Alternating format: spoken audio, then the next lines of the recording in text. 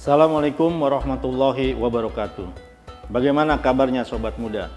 Saya mendoakan semoga sobat muda semua senantiasa mendapat pertolongan dan perlindungan dari Allah pada hari ini. Pada kesempatan hari ini, saya akan menyampaikan satu tema dengan judul identitas diri seorang muslim. Apa sih artinya identitas diri seorang muslim? Pertama, coba kita kupas tentang identitas diri.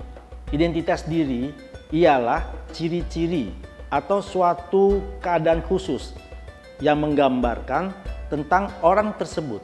Jadi identitas diri itu sangatlah penting. Kenapa? Karena dia merupakan trademark, merupakan stempel yang melekat pada diri orang tersebut. Jadi dia menjelaskan siapa dia, siapa kita, siapa dan bagaimana orang memandang diri kita, baik secara fisik maupun secara perilaku. Itulah identitas diri. Nah, ketika digabungkan dengan seorang muslim, maka itu melekat terhadap diri atau pribadi seorang muslim tersebut.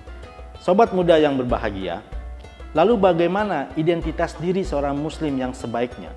Atau identitas diri seorang muslim yang sebenar-benarnya? Pada kesempatan kali ini ada dua hal yang bisa saya sampaikan mengenai identitas diri seorang muslim. Yang pertama, dia harus beriman. Iman dalam pengertian yang seluas-luasnya. Iman dalam pengertian yang tidak sempit. Tidak hanya iman yang kita pahami sesuai dengan rukun iman yang ada 6. Atau iman yang sekedar hanya percaya. Tetapi iman yang lebih tinggi, yaitu dia meyakini bahwa Allah lah yang menciptakan langit dan bumi. Allah lah yang mengatur rezeki, jodoh, dan nasib seseorang. Allah lah yang patut kita sembah baik siang dan malam. Jadi kita menghambakan diri kita kepada Allah semata. Inilah pengertian iman yang sesungguhnya dan menjadi jati diri seorang muslim yang merupakan identitas diri seorang muslim. Pancarannya tercermin pada kehidupan sehari-hari.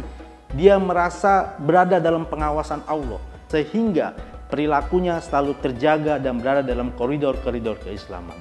Itulah identitas diri yang pertama seorang muslim. Dia beriman kepada Allah. Lalu identitas diri yang kedua.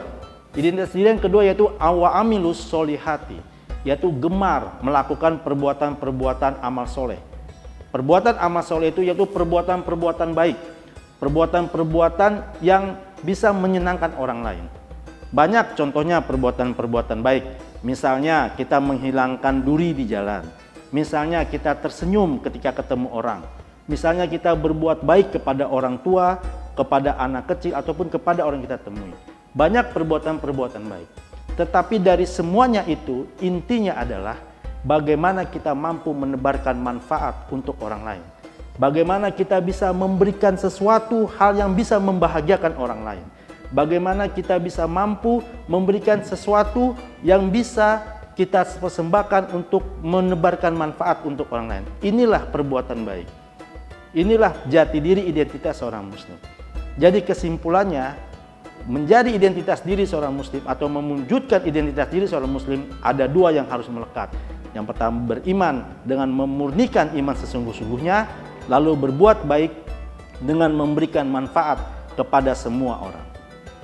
Sobat muda yang berbahagia, saya mengajak, kalau daripada kita mencari identitas yang tidak jelas, yang tidak pasti, ataupun mencari gamang, menentukan sebenarnya bagaimana kita harus bersikap, mari kita pilih menjadi identitas diri seorang muslim dengan kita beriman, memurnikan keimanan dengan sesungguh-sungguhnya, serta kita melakukan amal soleh dengan menebarkan manfaat dan menebarkan kebaikan.